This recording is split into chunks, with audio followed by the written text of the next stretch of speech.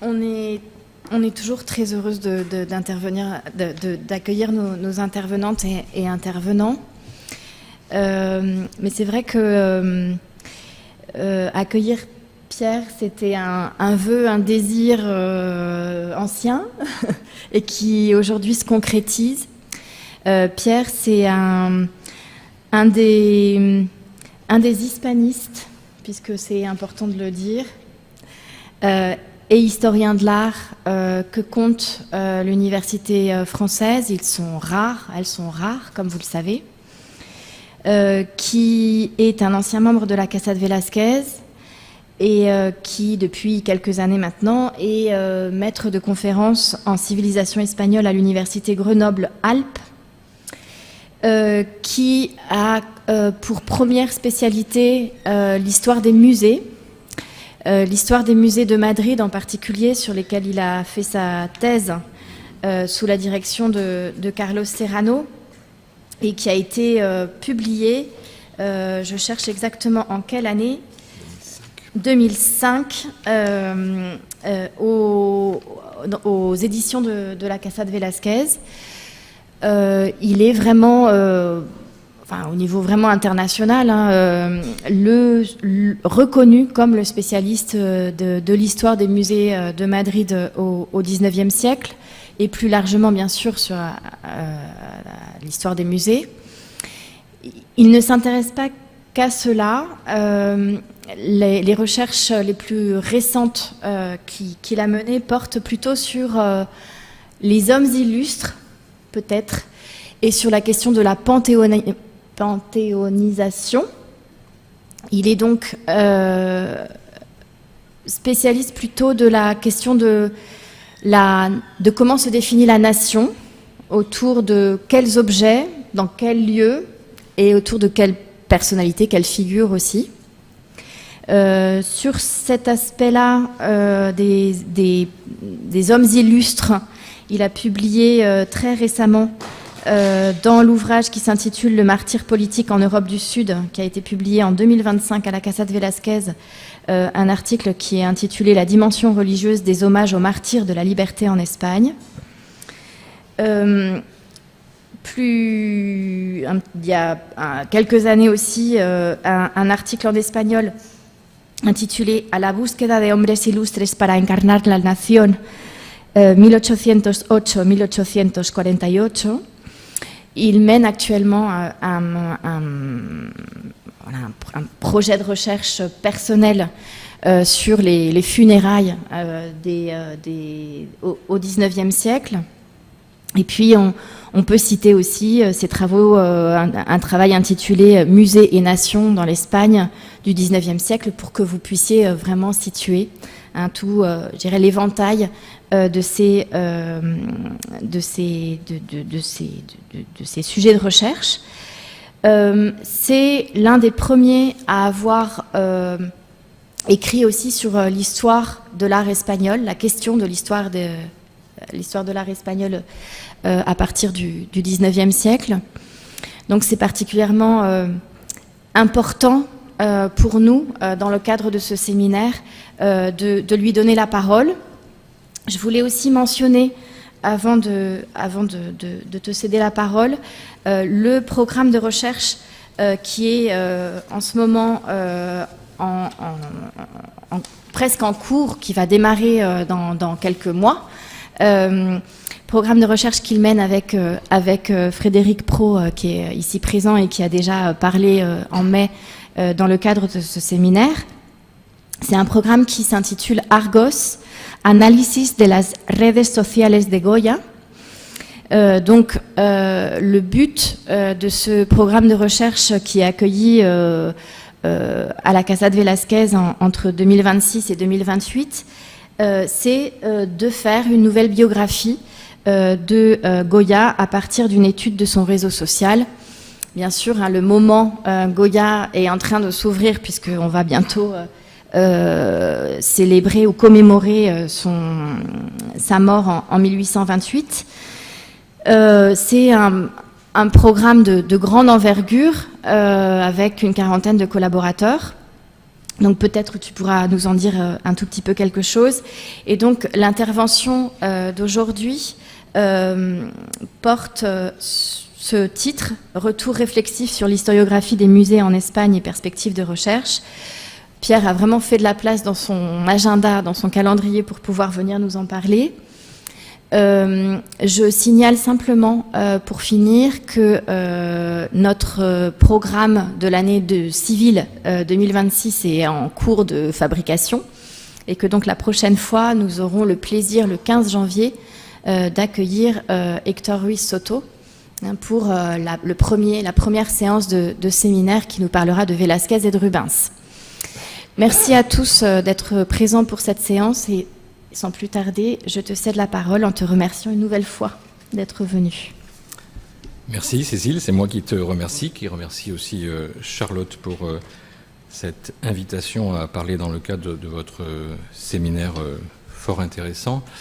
Le titre que j'ai indiqué ici est double, retour réflexif tout d'abord et puis perspective ensuite. J'espère que le retour réflexif ne sera pas trop long et que les perspectives seront plus alléchante. L'historiographie des musées en Espagne a longtemps été disparate et elle a été centrée traditionnellement sur la dimension institutionnelle. Donc je vous propose de commencer par un retour dans le passé des années 90, l'époque où je faisais ma thèse. Vous voyez ces ouvrages anciens, sauf celui de droite, parce que celui de droite, c'est l'ouvrage de Fabien Van Geert qui permet de mieux connaître, quand on est français en particulier, la muséologie pratiquée en Espagne.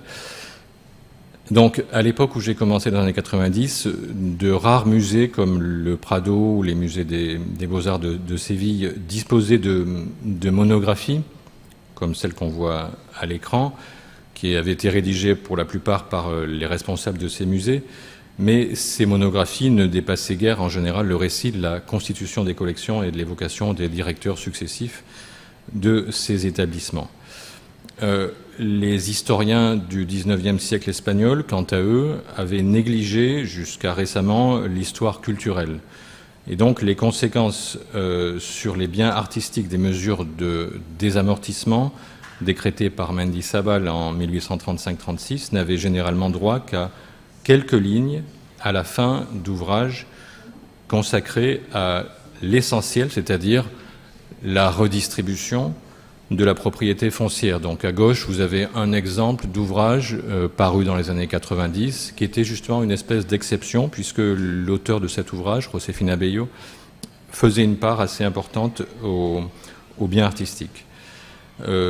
L'autre ouvrage à droite concerne les vicissitudes du patrimoine artistique madrilène durant la guerre d'indépendance et c'est significatif qu'on ait privilégié ici un événement particulièrement sensible dans la mémoire nationale espagnole, alors qu'on s'intéressait peu à ce qu'il advenait de ce même patrimoine, donc 20 ans plus tard, dans les années 1830. Des monographies apparaissaient aussi, à l'époque, consacrées à des organismes tels que les commissions des monuments, mises en place en 1844, sans doute favorisées par le fait que leurs archives sont souvent presque entièrement conservées. Et il faut ajouter que dans l'Espagne des autonomies, la volonté de célébrer le patrimoine régional n'était pas étrangère, évidemment, à cet engouement. Mais il manquait à ces monographies d'être placées dans un cadre plus général concernant le mode de constitution d'un patrimoine et le rapport de l'Espagne à ce patrimoine. Il fallait pouvoir, à mon avis, répondre à des questions comme comment apparaît en Espagne la légitimité d'un accès public en vue de la jouissance esthétique à des collections qui jusque-là servaient d'autres fins. Ou encore, quelle forme prend en Espagne le processus qui aboutit à la nationalisation de certains biens artistiques.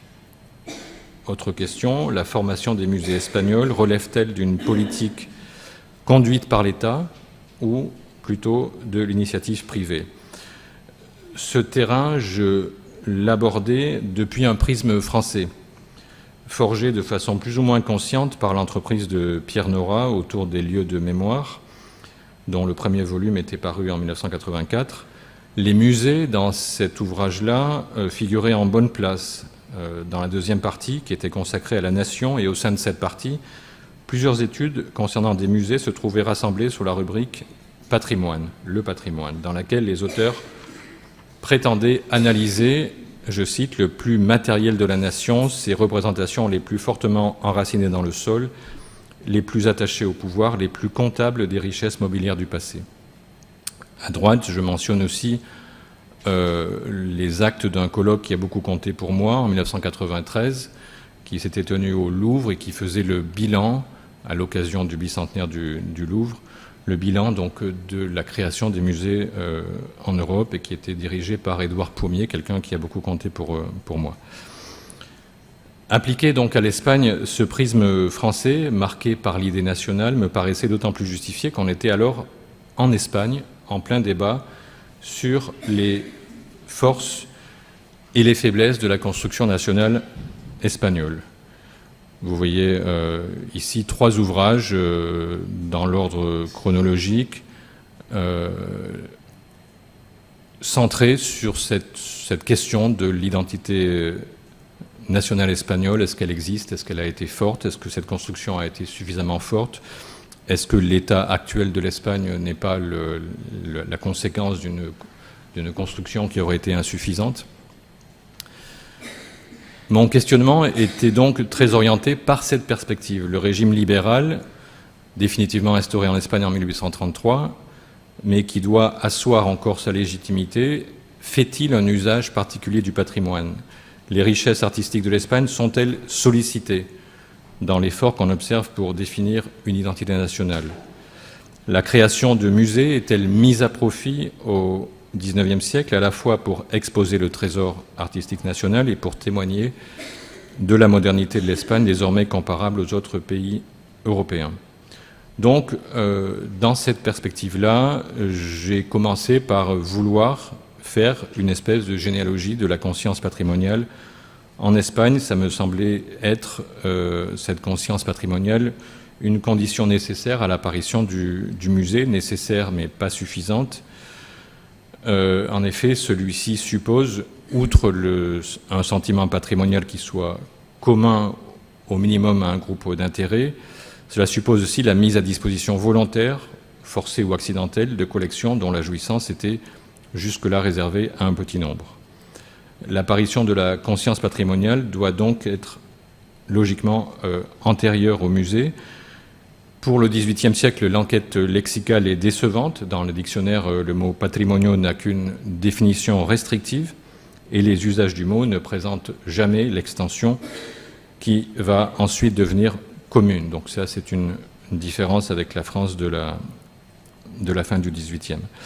Je recherche donc à l'époque des modalités indirectes de la notion de patrimoine artistique dans une littérature artistique qu'on peut qualifier de polymorphe, la littérature théorique, la littérature biographique, la littérature descriptive.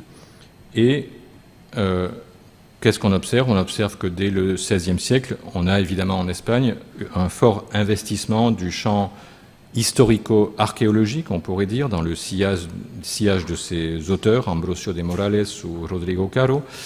Mais surtout au XVIIIe siècle, la pratique des descriptions de monuments antiques et de relevés d'inscriptions se développe. Elle apparaît comme auxiliaire d'une histoire qu'on qualifie de séculière et ecclésiastique, comme vous en avez un exemple ici. Une histoire de l'Espagne entreprise par fragments monographiques, limités généralement à une ville ou à une région.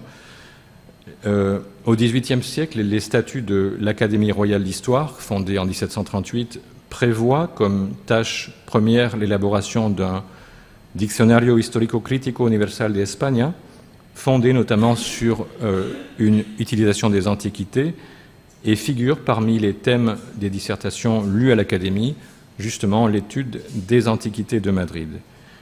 Quant à elle, l'Académie de San Fernando, tournée, donc des Beaux-Arts, tournée vers l'enseignement et la restauration, comme on disait à l'époque, du bon goût, elle n'a pas parmi ses objectifs l'élaboration d'un état des lieux d'une quelconque forme d'inventaire comparable un inventaire qui serait, dans ce cas, celui des richesses artistiques espagnoles.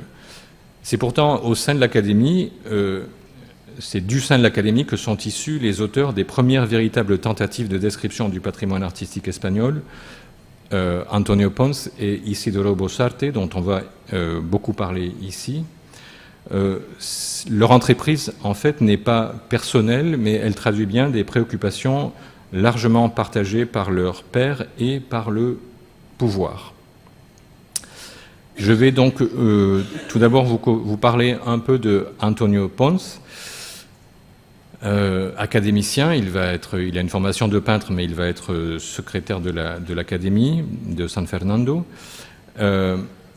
Cet inventaire auquel il va se livrer a pour origine ce que vous avez sous les yeux, c'est-à-dire la mission qui lui est confiée à la suite de l'expulsion des Jésuites.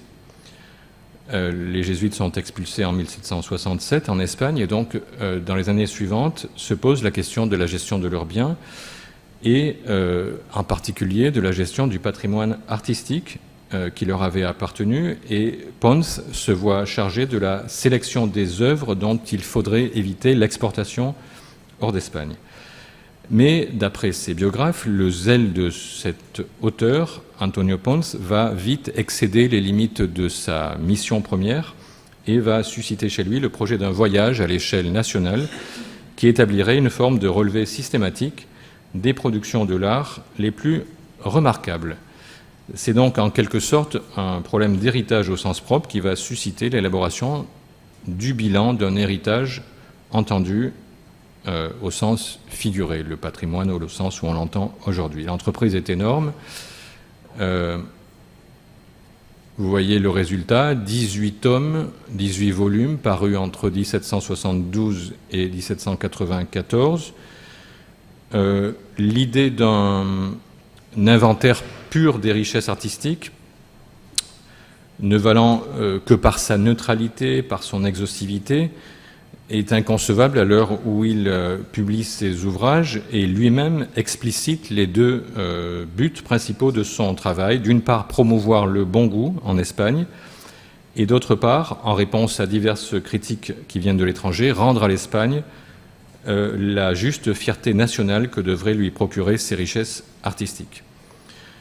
La volonté de diffusion du bon goût vise avant tout les deux acteurs essentiels de la vie artistique, c'est-à-dire le commanditaire et l'artiste ou l'artisan, mais Pons prétend s'adresser aussi à un public moins restreint et son dessin dépasse donc la portée pragmatique immédiate au profit de l'éducation d'un public nouveau, l'amateur, le connaisseur, appelé à se considérer, une fois ses nouvelles compétences acquises, co-responsable, peut-être même co-héritier de biens dont il n'a pas la possession juridique. Et donc il s'agit bien là d'un patrimoine métaphorique, même si Pons n'emploie pas encore ce terme. Pons, on va le voir tout de suite, délimite, sélectionne les œuvres satisfaisant aux critères du bon goût, une expression qui trahit une normativité esthétique situant délibérément le jugement de goût hors de la sphère privée, mais il procède par sélection et exclusion. Cette sélection se fait ouvertement sous les yeux du lecteur et par souci d'efficacité. Le combat qu'il mène est à la fois un combat contre le mauvais goût et un combat pour la promotion de son contraire.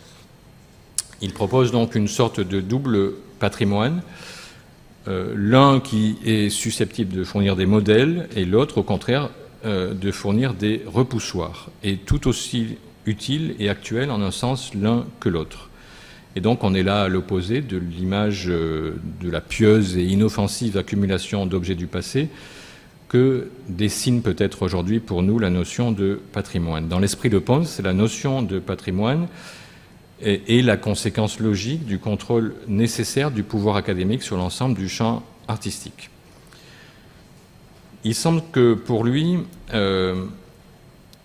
ce processus soit uniquement soumis au jugement esthétique. La finalité primordiale d'une restauration des beaux-arts semble écarter toute autre considération, par exemple d'ordre historique, voire sentimental. Il affiche un désintérêt marqué et presque cynique pour une histoire qui ne prétendrait pas à une utilité présente et qu'il préfère laisser à d'autres.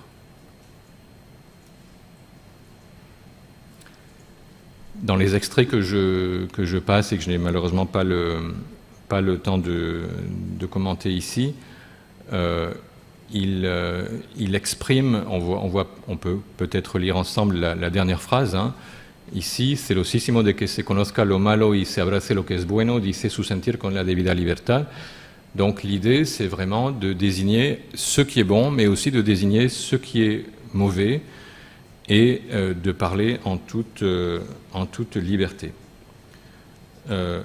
Il convient même, d'après lui, de lutter contre une attitude injustifiée qui privilégierait les œuvres du passé et se désintéresserait de la marche actuelle de l'art.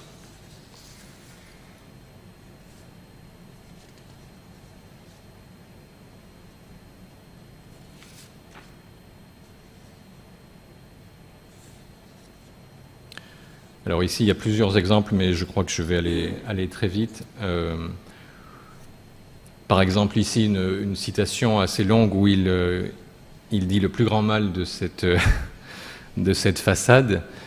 Et c'est un exemple pour lui, pour son lecteur, d'indiquer à son lecteur l'exemple à surtout ne pas suivre. Et donc il aurait été sans doute même assez satisfait que cette façade disparaisse. Voilà, donc vous voyez que son livre ne prend pas de pincettes, hein, et qu'il parle très franchement, mais avec l'assurance que lui donne sa fonction à l'Académie des Beaux-Arts. Ici, j'avais pris une citation où il évoque des restes romains, et une courte citation dans laquelle il dit que justement no es de mi genio el gastar muchas palabras en cosas destruidas, donc les choses détruites, trop anciennes, vraiment ça ne l'intéresse pas. Ce qui l'intéresse, c'est au contraire des choses qui puissent stimuler la restauration du bon goût. Voilà, là aussi son mépris, disons, à l'égard des antiquaires, enfin de ceux qui valorisent l'ancien parce que c'est ancien. Voilà, mais j'ai pas trop le temps de commenter tout ça. Et donc je passe à un autre auteur, on va revenir ensuite à Antonio Pons, mais je passe à un autre auteur beaucoup moins connu mais très intéressant, un peu plus mystérieux aussi, qui s'appelle donc Isidoro Bossarte, qui lui, on va le voir, considère que la primauté de cette fameuse restauration des arts n'interdit pas l'expression d'un besoin nouveau de prendre en compte et de comprendre véritablement l'histoire des arts. Et donc, vous voyez dans cette citation-là, par exemple, le fait qu'il considère que les peintures et sculptures de l'époque gothique, de style gothique, même si elles n'ont aucun intérêt pour cette fameuse restauration des arts, a néanmoins un intérêt historique, et donc il en parle en détail dans son livre qui, lui, est construit à la fois géographiquement, vous voyez, Viaje a Segovia, Valladolid y Burgos, à la fois géographiquement mais aussi historiquement. C'est là justement une différence avec le parcours de Pons, parce que Pons propose un parcours uniquement géographique doublé d'un ordonnancement des collections en fonction des propriétaires. Bossarte, lui, on voit qu'il a une volonté d'organiser pour chacune des villes visitées une description qui soit fondée sur une chronologie. De Pons à Bossarte, donc on passe d'un inventaire qui est soumis à la géographie à une description qu'on peut qualifier d'organisée en fonction de l'histoire de l'art, et d'ailleurs il va occuper après Pons la charge de secrétaire de l'Académie de San Fernando, avec une formation d'historien archéologue que Pons n'avait pas. L'autre objectif de Pons, je reviens donc un instant à lui, c'est la défense et l'illustration du patrimoine artistique espagnol face aux critiques des étrangers. D'après lui, il y a une efficacité du rôle que peut remplir ce patrimoine dans la confrontation d'une nation avec ses voisins. Et il en fait même une espèce de combat, et par exemple l'évocation de l'Escorial serait une défense parfaite contre les attaques venant de l'étranger. Là non plus, j'ai pas beaucoup le temps de commenter cette longue citation, mais vous voyez à quelle ville il se réfère, à quel lieu il se réfère. Il parle de Tolède, par exemple, ici. Le patrimoine architectural constitue un critère excellent et incontestable par son extrême visibilité du niveau artistique d'un pays. Et pour lui, on ne saurait exprimer plus clairement le lien quasi mécanique qui existe entre l'honneur d'une nation et ses production artistique. Voilà, il en parle même comme un attrait touristique possible, un attrait puissant en tout cas sur les élites étrangères, et comme il a séjourné en Italie, il parle en connaissance de cause. On voit que donc à la fin du XVIIIe siècle, le concept de patrimoine, qui encore une fois le mot patrimonio n'est pas employé, mais le concept est sous-jacent, il se construit en harmonie avec l'exaltation par les hommes des Lumières en Espagne d'un patriotisme bien compris. Tel qu'il apparaît dans l'esprit d'Antonio Pons, ce concept remplit donc deux fonctions principales à usage interne mais aussi externe. Il permet d'une part d'incarner dans la réalité une norme esthétique, désigner des modèles et des contre-modèles, et d'autre part, il permet aussi de jouer comme argument patriotique dans la polémique qu'alimente l'imaginaire et la réalité des rapports de l'Espagne avec l'étranger. Dans le cas de Bossarte, il faut dire que la primauté qui est accordée à l'histoire de l'art n'est pas contradictoire avec l'apologie de l'Espagne. Bossarte n'exalte pas, comme le fait Antonio Pons, un bon patrimoine à faire valoir face aux critiques de l'étranger, mais disons que sa volonté même d'adopter un regard d'historien d'art comporte, à mon avis, un caractère patriotique. Elle exprime un désir de modernité, d'être à la hauteur de ce qui se fait en Europe, de mettre au service de l'art espagnol un instrument nouveau pour son appréhension. Contemporains de Ponce et Bossarte, Jovellanos ne partagent pas leur définition du bon goût, très normative, tributaire d'un idéal incarné dans l'art antique, selon une doctrine qui trouve en Rafael Mengs l'un de ses meilleurs représentants. Jovellanos, tout en donnant des marques de respect pour la hiérarchie traditionnelle qui favorise le beau idéal, est sans doute celui qui va le plus loin dans la valorisation de l'imitation en promouvant la figure de Velázquez. Ce déplacement du goût favorise la prise en compte d'un patrimoine national au sens restreint du terme, donc constitué uniquement d'œuvres d'artistes espagnols, dont l'Espagne pourrait s'honorer en propre. Dans ce texte, qui est un discours en fait, prononcé devant les élèves de l'Académie en 1781, dans cet éloge des beaux-arts, il recourt moins souvent que ses contemporains, semble-t-il, aux métaphores habituelles de l'exil et du rapatriement du bon goût, qui place habituellement l'Espagne dans la dépendance de l'étranger, l'Italie essentiellement, sous la forme d'une importation de modèles. L'extension variable de la notion de patrimoine implicite, la notion implicite de patrimoine dans les œuvres de Pons, Bossarte et Jovellanos montre qu'il n'y a donc pas de progression continue. Ici, un extrait du discours où il parle avec beaucoup de passion de Velázquez et des qualités propres de Velázquez. Et pour finir, donc, cette évocation rapide de ces hommes des Lumières en Espagne et de leur découverte du patrimoine espagnol, on doit citer forcément le fameux dictionnaire de Ceán Bermúdez, qui est l'expression exemplaire d'un compromis, à mon avis, entre les fondements les plus traditionnels de cette notion et ses développements récents. Dans sa forme même, cette œuvre, ce dictionnaire, renvoie à la tradition biographique, la plus ancienne, de Vasari, Bellori, etc., pour l'Italie, Pacheco, Palomino pour l'Espagne, Le patrimoine artistique est entendu par Ceán au sens large, puisque son dictionnaire recense les artistes ayant travaillé en Espagne, peu importe leur nationalité. On peut dire que la mise à jour de cette forme traditionnelle réside sans doute dans les annexes du dictionnaire qu'on voit ici à droite. À ce qui aurait pu n'être qu'une galerie de portraits, Ceán éprouve le besoin d'ajouter des tables géographiques et chronologiques. L'évocation des artistes passe, on le voit, par celle de leurs œuvres. Dans leur matérialité même, le lecteur a le droit de savoir où il pourra admirer les chefs-d'œuvre de Ribera, quel tableau il pourra voir dans telle ou telle ville d'Espagne. Ce dictionnaire donne donc aux Espagnols une certaine prise sur leur patrimoine. Le discours sur le patrimoine porte en lui la revendication plus ou moins explicite d'un droit de regard sur l'existence matérielle de cet objet. La description, l'inventaire conduisent aux questions de conservation, de protection. La conception qu'a l'élite illustrada, donc l'élite des Lumières, de sa propre fonction au sein de la société, l'amène à se situer au cœur d'une problématique qui s'accompagne d'un enjeu patriotique. Le discours illustrado, discours des Lumières, donc, sur la conservation et la protection des monuments, est celui d'une affirmation d'un enjeu national.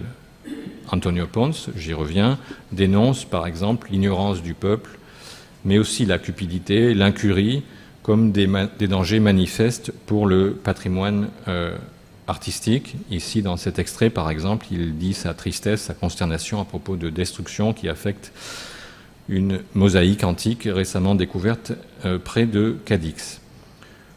Pour autant, sa vision d'un double patrimoine, comme on l'a vu, légitime les destructions, d'où par exemple des injonctions visant à une véritable purification et des signes de satisfaction lorsqu'il voit que cette purification, entre guillemets, se réalise, comme c'est le cas de l'édifice dans lequel va être logée l'Académie royale à partir des années 1770, l'Académie de San Fernando.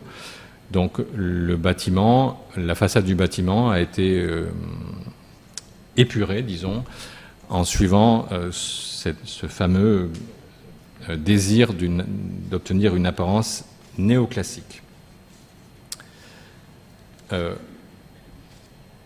En opposition avec Pons, on voit justement Bossarte, par exemple, décrivant cet édifice de Valladolid et déclarant que, d'après lui, on n'aurait pas dû toucher à la façade, il fallait respecter son état ancien.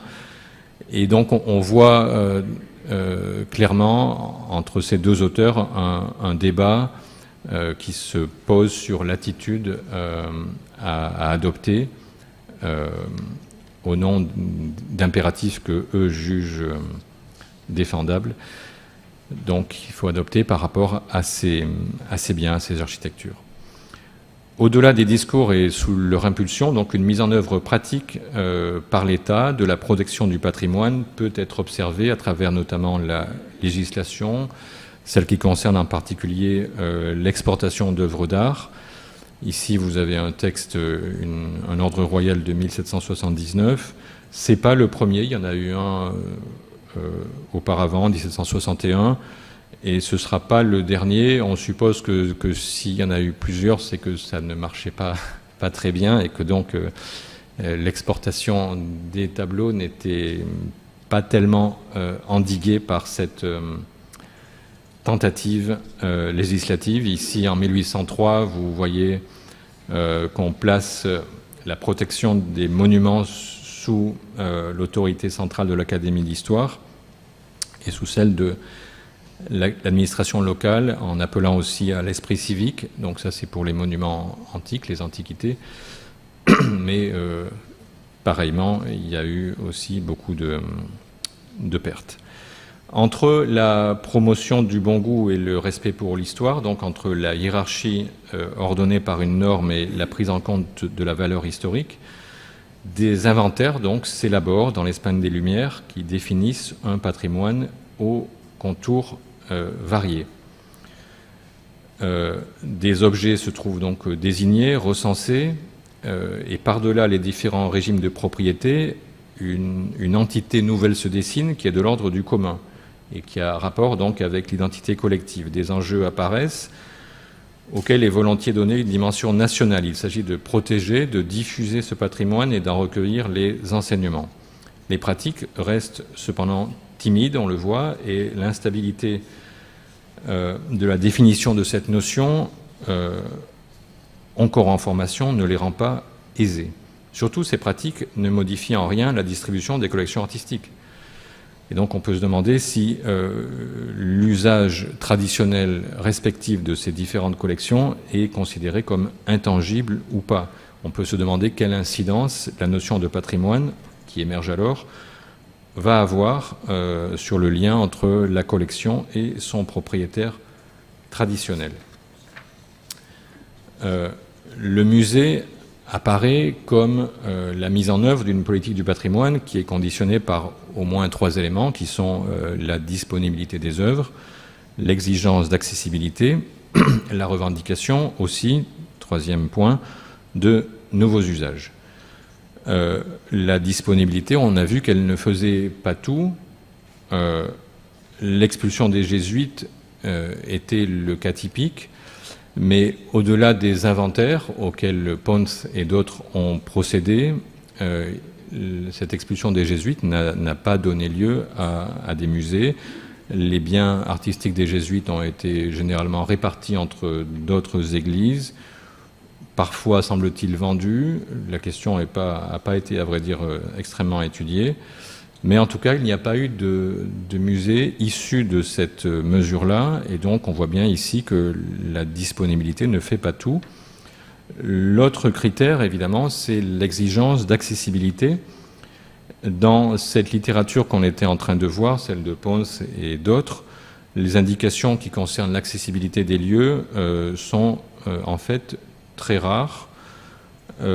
On sait qu'il y a dans cette littérature et aussi dans la presse des cas, mais des cas extrêmement rares d'accessibilité formalisée par des horaires d'ouverture. C'est le cas ici de la collection du duc de Medinaceli à Madrid. On peut le voir donc dans la presse en 1790, et on peut le voir aussi dans cet ouvrage paru un peu plus tard, au début du 19e, où on voit que l'auteur évoque lui aussi le jour d'ouverture de cette collection. Mais en fait, l'accessibilité est fréquemment, évidemment, informelle, affaire de relations personnelles et non de règlement. Et dès lors, l'opposition même entre privé et public peut sembler non pertinente. C'est le cas, c'est ce qu'explique Antonio Pons quand il évoque cette collection célèbre à Cadix de Sebastián Martínez. Il dit ici que cette collection est superbe, remarquable, que c'est ce qu'il y a de mieux à voir à Cadix, et que ce serait parfait si elle était ouverte au public, mais en fait que c'est comme si elle l'était déjà, parce que, vous voyez la fin de la citation, la casa del señor Martínez está abierta a todo aficionado y profesor que quiera hacer uso y cultivar su ingenio con las preciosidades que posee.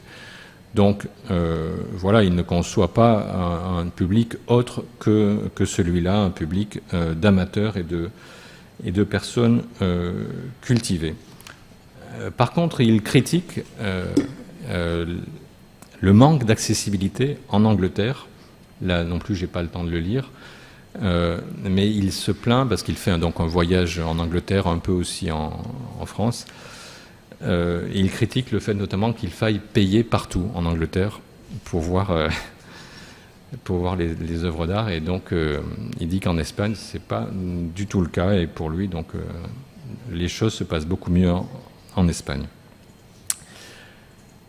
L'accessibilité c'est une chose, mais il y a aussi évidemment la revendication de nouveaux usages avec un point commun qui serait l'utilité. L'utilité qui est une notion sans doute centrale pour les hommes des Lumières. Alors, cette revendication autour de nouveaux usages, elle prend appui notamment sur la question du prestige. Antonio Pons, par exemple, vous voyez que je me sers beaucoup de lui parce que c'est une mine d'or, hein. Antonio Pons suggère par exemple d'installer dans des lieux publics des statues appartenant aux collections royales et donc trop peu visibles. Il le suggère à la fois pour une question de prestige et aussi pour une question de développement du civisme et du patriotisme. Dans cet extrait, par exemple, il fait référence à des statues qui avaient été prévues pour orner la façade du Palais Royal et qui n'ont pas été en fait...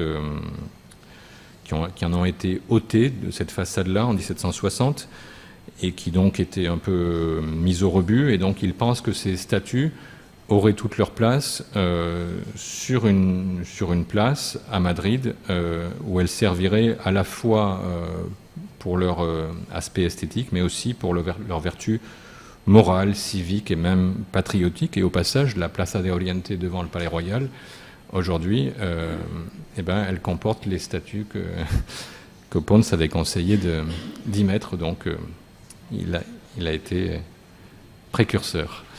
Il évoque aussi, par exemple, une collection qui était à l'époque à San Ildefonso, qui avait été acquise par Philippe V à la collection de Christine de Suède. Et il pense que cette collection, elle aurait toute sa place à Madrid, et surtout qu'elle serait plus utile à Madrid pour les artistes que délaissée un peu et surtout uniquement sous le regard des gens qui sont à la cour à San Ildefonso. Donc cette question de l'efficacité pédagogique pour lui est vraiment centrale.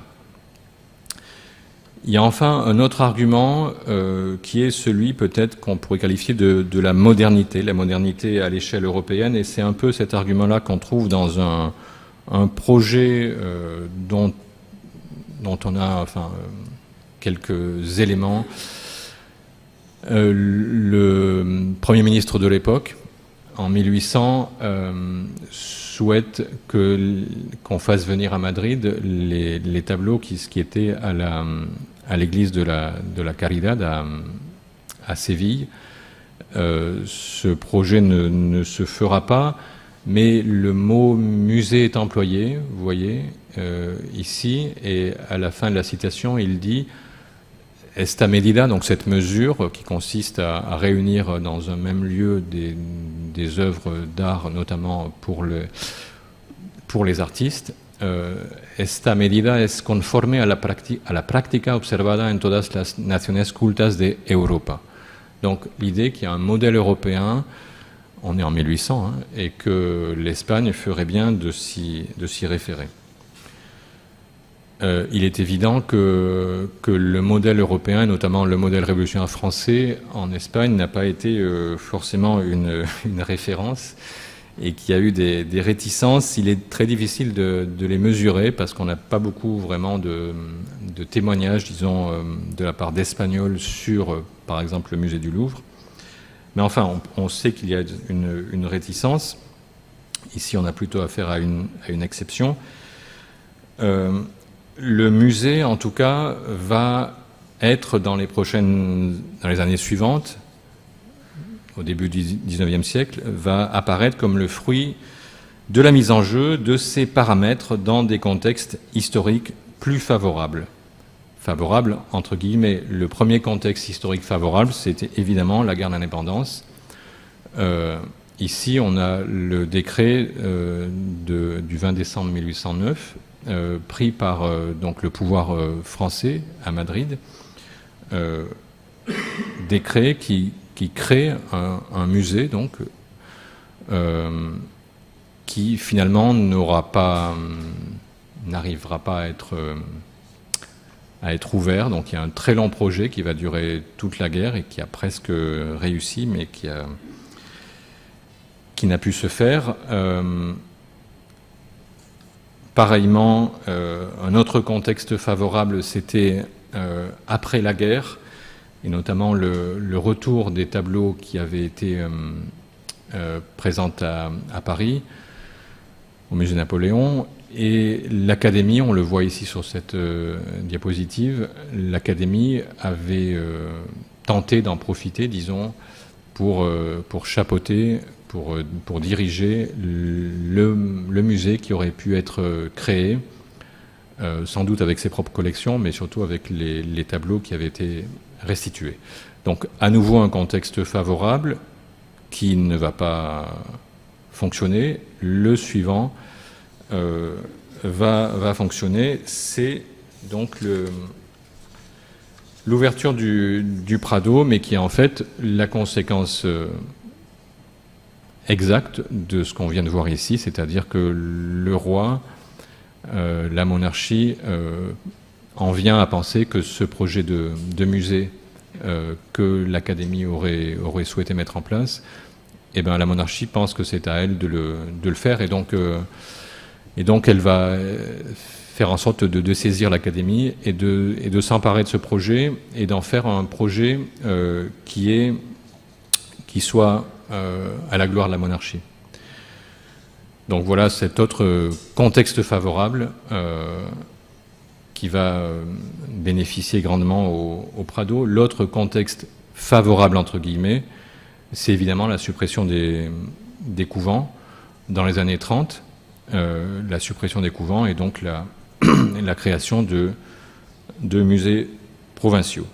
Donc j'ai longuement abordé la question de la conscience patrimoniale et je passe rapidement sur ces disons, opportunités, sur ces contextes historiques favorables, comme je les appelle, pour évoquer maintenant les développements des études sur les musées, disons, un peu postérieurs à mes propres recherches. Vous voyez que mes recherches avaient été très focalisées sur cette question du rapport entre les musées et l'identité nationale, cette notion de patrimoine national.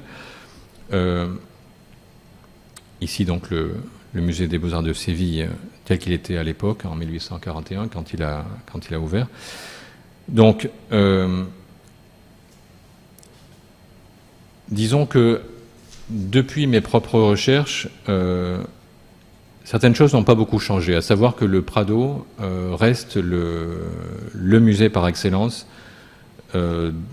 pour lequel la bibliographie est énorme. En revanche, les musées de province, et j'ai pris volontairement un petit musée de province, celui de Guadalajara, n'ont pas bénéficié jusqu'à aujourd'hui de ce genre de recherche, et donc je pense qu'il reste beaucoup de choses à faire sur les musées de province en Espagne en particulier. Celui de Guadalajara a ouvert en 1838, il a été fermé en 1861, il a rouvert en 1873, dissous au début du XXe siècle, puis reformé à nouveau en 1972, donc on voit là une histoire extrêmement compliquée et qui a sans doute découragé beaucoup de chercheurs, mais je pense qu'il y aurait à faire. Le prisme de la construction nationale, qui était le mien, a été longtemps prédominant, notamment à travers la question de l'étude de l'accrochage.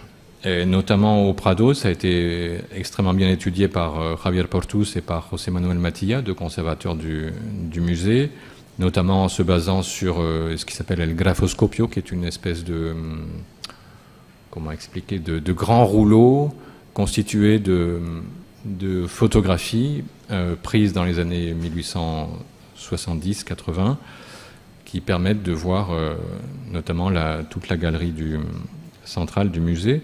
Et donc ces auteurs-là ont pu élaborer toute une histoire de l'accrochage, et notamment on a pu, grâce à eux, mieux comprendre la distribution des écoles, notamment de l'école espagnole. Ici, je l'ai mise en couleur.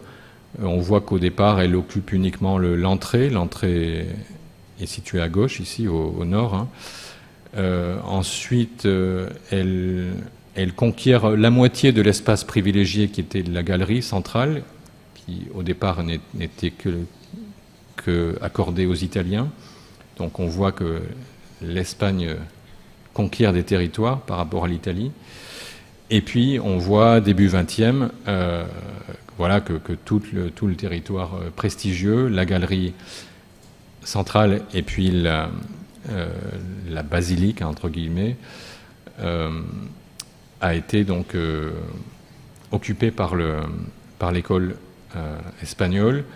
Ce genre de recherche-là a été complété, enrichi par Eva Sebag récemment dans sa thèse sur Goya, qu'elle a intitulée De Goya au Goyesque, fondements et fortune de la construction d'une visibilité au musée du Prado.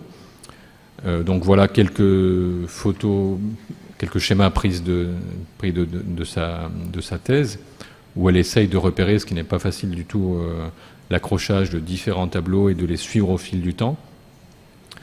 Donc je n'ai pas le temps de m'y étendre davantage. Ce prisme national, il a été aussi très présent pour aborder, disons, l'extérieur du musée, sa façade par exemple, qui exalte la monarchie, les médaillons sur lesquels il y a des artistes espagnols, ou encore cette sculpture qui n'est pas la sculpture actuelle de Velázquez, hein, c'est celle qu'il y avait auparavant, et qui est un monument avec deux héros du 2 mai 1808, deux héros de la guerre d'indépendance. En dehors de cet aspect donc très lié à la construction nationale, disons, à ce prisme-là, je me suis intéressé, je n'ai pas été le seul évidemment, au public, à travers des statistiques. J'avais déjà essayé de faire ça dans ma thèse et j'ai continué un peu par la suite à l'occasion d'une autre opportunité, disons. Le premier registre de visiteurs date de 1843 et vous voyez qu'on y mélange différentes catégories, toutes les catégories en fait. Les copistes sont mélangés avec les autres. Il y aura un livre de copistes à partir de 1857. Et donc tous ces registres-là, qui sont disponibles même je crois maintenant en ligne, sont passionnants à étudier. Il faudrait néanmoins avoir un autre exemple ici. Hein. Il faut le prendre quand même avec précaution. J'étais tombé sur Napoléon Bonaparte en 1843. Donc parfois on peut supposer qu'il y avait quelques farceurs parmi les visiteurs du musée. Donc on peut, grâce à ces registres-là, faire quelques statistiques. Ici, vous voyez, en 1860, j'avais évalué, on peut le faire, la proportion entre les provinciaux et les étrangers, puisque ces catégories-là avaient le droit de visiter le musée en dehors du jour qui était prévu pour l'ouverture publique. Et donc on voit au passage que les étrangers sont très présents, enfin c'est pas une surprise, les Français, les Anglais notamment, mais que les provinciaux le sont encore plus, enfin que la proportion est à peu près de 50%. Voilà, sur cet aspect-là, les choses évoluent beaucoup avec les règlements, et notamment en 1871, on a affaire à un changement dans la notion même de public, en fait, ce qui était autrefois une espèce de privilège réservé aux voyageurs et aux artistes, c'est-à-dire visiter le musée en semaine devient une marchandise, puisqu'on peut acheter un ticket. Et donc l'idée est sans doute pour les dirigeants du musée, de favoriser le loisir de la classe moyenne et de réserver le dimanche pour, entre guillemets, civiliser les classes défavorisées. Ici, vous avez une statistique que je m'étais amusé à faire pour l'évolution de ces différentes catégories. Donc, le ticket d'entrée, les visites gratuites, disons, et puis l'entrée publique qui était le dimanche. On aboutit à une moyenne d'environ 500 visiteurs par dimanche. Au Louvre, semble-t-il, en 1860, on avait environ 20 000 visiteurs le dimanche. Voilà. Enfin, comparaison valent ce qu'elles valent. Donc voilà. J'en arrive enfin aux perspectives. Et pour les perspectives, je me place sous le patronage de Eugenia Afinogenova, dont le livre, paru d'abord en anglais, a été traduit en espagnol et publié récemment. C'est un ouvrage dont le titre est très malin. Vous voyez, El Prado, la cultura y el ocio. Elle a fait exprès d'écrire El Prado et pas El Museo del Prado, parce que c'est un livre qui traite justement du lien entre le musée et le Paseo del Prado, c'est-à-dire son environnement urbain immédiat. Et donc le titre joue avec cette espèce d'ambiguïté. Et c'est un angle qui effectivement avait été complètement négligé jusqu'alors, c'est-à-dire la relation entre le musée et son environnement urbain, et par voie de conséquence à son environnement social et politique. Cette collègue nord-américaine est d'abord spécialiste de littérature espagnole contemporaine. J'insiste là-dessus pour vous montrer qu'on peut avoir un parcours riche et intéressant. Pour elle, donc, il s'agit d'étudier les relations entre le musée et les formes de sociabilité du Paseo del Prado, c'est-à-dire étudier le public du musée au sens large, pas seulement les visiteurs. Et pour elle, les historiens ont été victimes du mythe entretenu par le musée lui-même, c'est-à-dire un espace conçu comme séparé, étanche, civilisateur. Ils l'ont étudié, et je me sens un peu visé, en lui-même, dans son fonctionnement interne, et pas tellement dans ses rapports avec la société.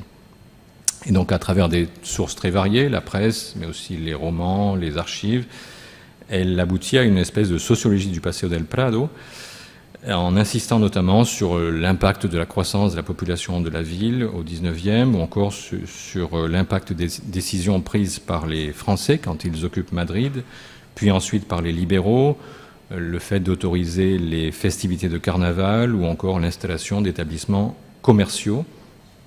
Au total, donc, l'impression d'une diversité sociale s'impose, parfaitement illustrée par le tableau très méconnu qu'elle a choisi de retenir pour sa couverture, et qui donne lieu d'ailleurs à une belle analyse dans son livre. Au milieu du XIXe siècle, le directeur du musée, José de Madrazo, s'insurgeait contre le développement justement de ces divertissements populaires aux abords du musée, qui attirent selon lui, je cite en espagnol, la gentuza que con el pretexto de los juegos permanece en todo el recinto hasta deshora, o las noches enteras de todas las festividades, convirtiendo en un burdel el vestíbulo del museo. Citation du directeur du musée. Les diverses attractions et spectacles de rue qui, au début du XIXe siècle, se concentrent essentiellement autour de la Puerta del Sol, gagnent dès les années 1830 le Paseo del Prado, comme le diorama qui est installé en 1838, précisément en face du musée. Et dans leur diversité, les publics du musée sont désormais imprégnés de culture visuelle qui interfèrent sensiblement dans leur perception des œuvres exposées, par exemple celle du nu féminin. Après la Révolution de 1868 et la nationalisation du musée, on remarque même qu'il est fréquemment considéré, le musée, comme un lieu de divertissement, au même titre que les cafés ou que l'opéra.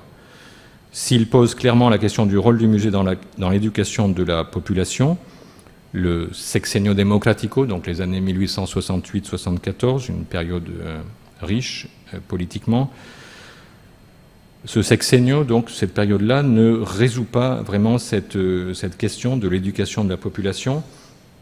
Et si le musée du Prado est désormais ouvert au public tous les jours de la semaine, seules les visites dominicales, on l'a vu, restent gratuites. Sous la Restauration, donc à partir de 1875, le développement, et cette diapositive l'illustre bien, des divertissements populaires aux abords du musée se poursuit de plus belle, au point que plusieurs établissements, utilisant le mot « exposition » dans leur dénomination, rivalisent désormais avec le musée, aussi bien par leur popularité que par le prix de leur ticket d'entrée. Enfin, sous le régime de Franco, puisqu'elle aborde jusqu'à cette période-là, c'est sous son régime que prend fin cette intense relation qui avait existé entre le musée et son environnement depuis son inauguration.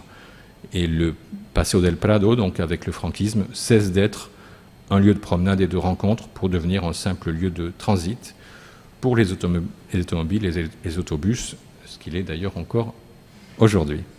Mais on peut peut-être espérer qu'il change à l'avenir.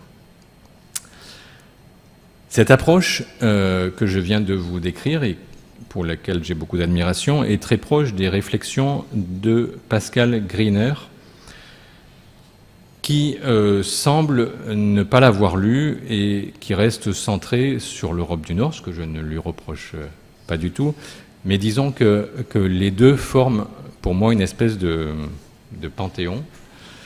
Et je vais essayer donc de les faire dialoguer.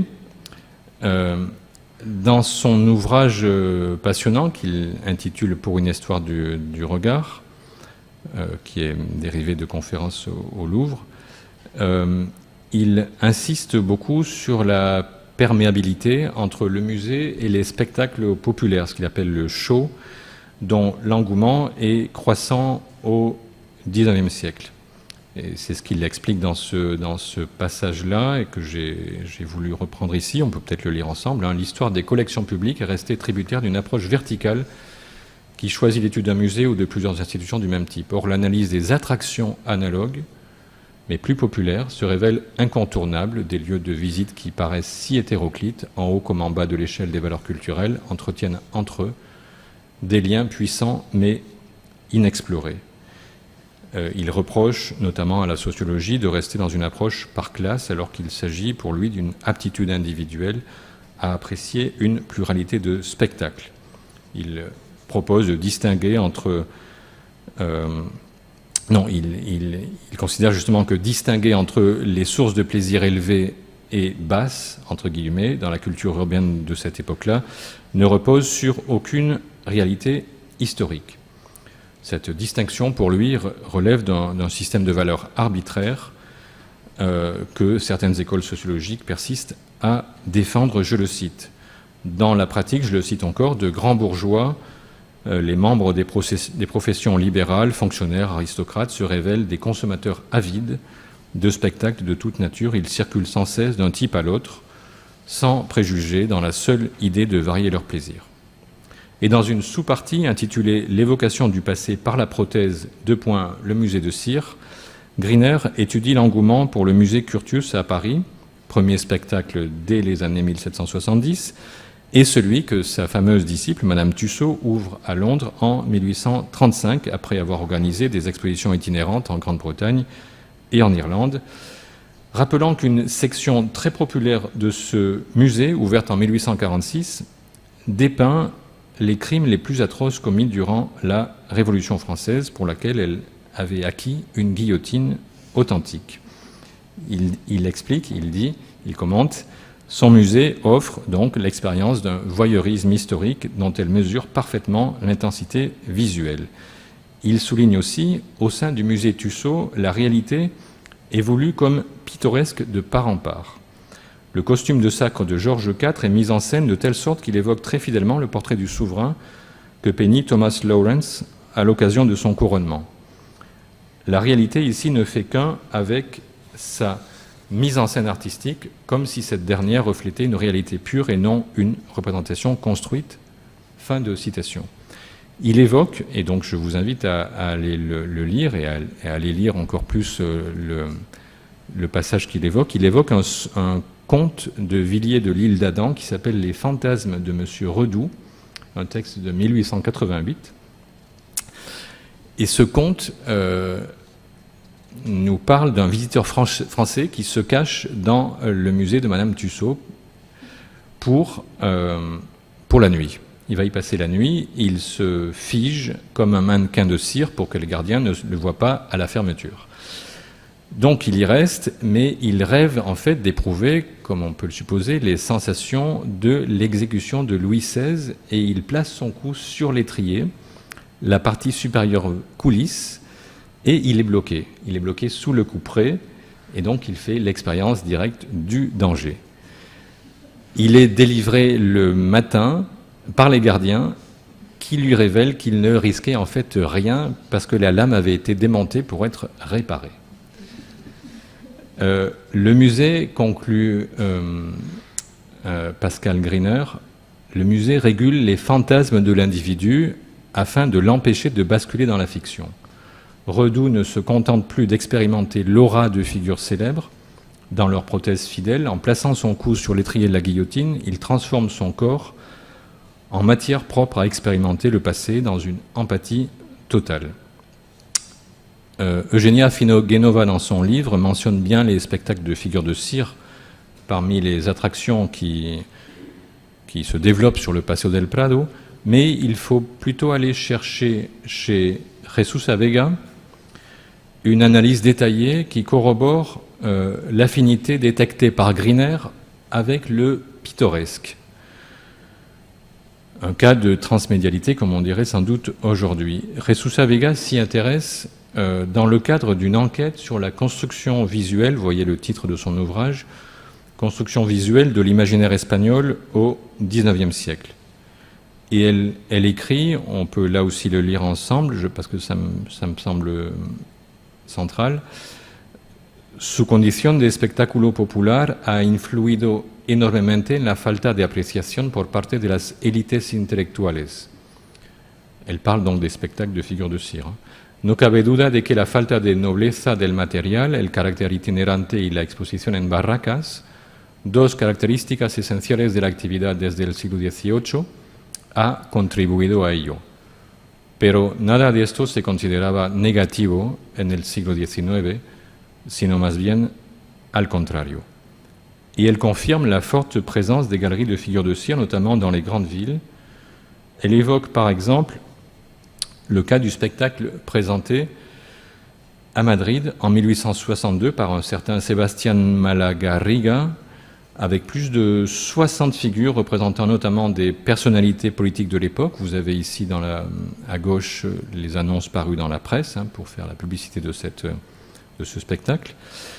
Donc il y avait des figures qui représentaient des personnalités politiques, mais aussi des reproductions de tableaux célèbres, et en particulier celui-là, archi-célèbre à l'époque, El Hambre de Madrid, de José Aparicio, de 1818. Donc historiquement, on voit bien que ça se situe dans le cadre de l'exaltation de la mémoire de la guerre d'indépendance, et c'est un cas typique d'une scène spectaculaire particulièrement apte à cette forme de visualisation.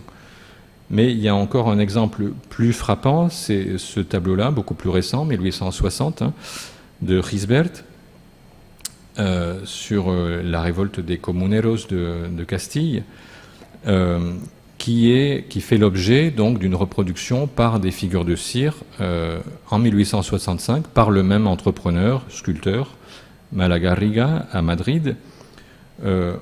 On sait, vous voyez donc c'est une exécution, donc là aussi ça se prêtait sans doute fortement à ce type de spectacle particulièrement intense, disons.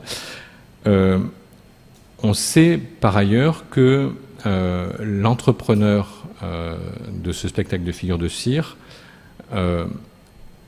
a déplacé à un moment donné, en 1865, son spectacle vers la Puerta de Atocha, et une annonce qui paraît dans la presse pour indiquer ce déplacement indique aussi que les visiteurs qui iront voir donc ce spectacle dans son nouveau lieu, Calle de Atocha, pourront repartir avec un cadeau qui est une gravure, une xylographie, celle-là, qui avait été créée auparavant, mais que lui a fait réimprimer avec l'ajout de son spectacle, du titre de son spectacle.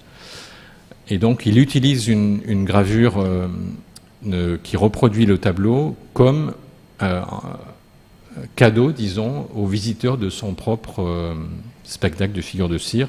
Donc on voit ici la circulation d'une image qui au départ est une image du musée, une peinture du musée, et qui circule amplement autour à travers ces différents supports.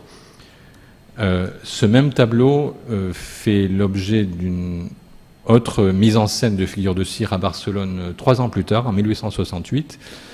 Et si on lit le compte-rendu qui paraît dans la presse, on est assez stupéfait d'apprendre que les figures de cire étaient devenues mobiles.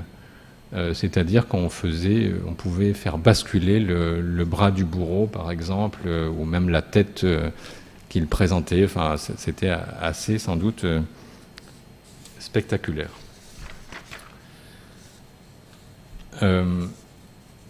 Tandis que Jesus Vega s'intéresse ici à ces mises en scène dans le cadre de son approche d'une construction visuelle d'un imaginaire national, on peut aussi prendre en compte et c'est en ce sens que j'essaye de la marier avec Pascal Griner, on peut aussi prendre en compte ces spectacles de figures de cire, plus ou moins théâtraux, mais quand même souvent très théâtraux, et leur lien avec le musée dans la perspective d'Eugenia Afinogenova et encore plus donc de Pascal Griner. Le rapport du musée à ces spectacles, mais aussi au panorama, au diorama ou encore à la pratique des tableaux vivants, le rapport du musée à ces spectacles n'est pas seulement celui d'une concurrence dont il faudrait essayer de voir les effets sur le musée, constamment contraint de s'adapter, toujours en retard, en raison de son inertie sur les innovations commerciales. Il s'agit, à mon avis, aussi et surtout d'une transformation du public des musées, non pas tant dans sa composition sociologique que du fait du régime perceptif qui le caractérise et du fait de la perméabilité des pratiques sociales entre l'espace du musée et celui des spectacles concurrents. Pascal Griner définit le régime perceptif comme, je cite, la définition est très simple, très transparente, l'ensemble des modalités qui conditionnent la contemplation de l'art à une période donnée. Et pour lui, loin de se limiter à la rencontre frontale du visiteur et de l'œuvre d'art au musée, ces modalités s'expriment par exemple dans la restauration systématique des peintures, afin de renforcer leur lisibilité, mais aussi dans la multiplication des facsimilés et au premier rang, l'extension de l'usage de la photographie de reproduction. Pascal Griner souligne aussi combien est fausse la vision d'un musée où les œuvres, une fois décontextualisées, deviendraient le simple objet d'une expérience esthétique désintéressée, vision du musée comme un espace cartésien entretenu par le musée lui-même, dans lequel le spectateur est réduit à un œil presque désincarné.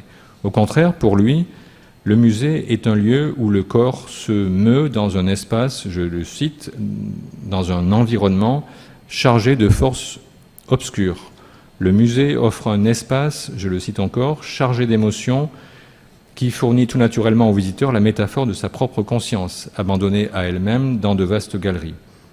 Dans un monde qui tend à se séculariser, on assiste donc à une fascination accrue pour le pouvoir magique de l'art.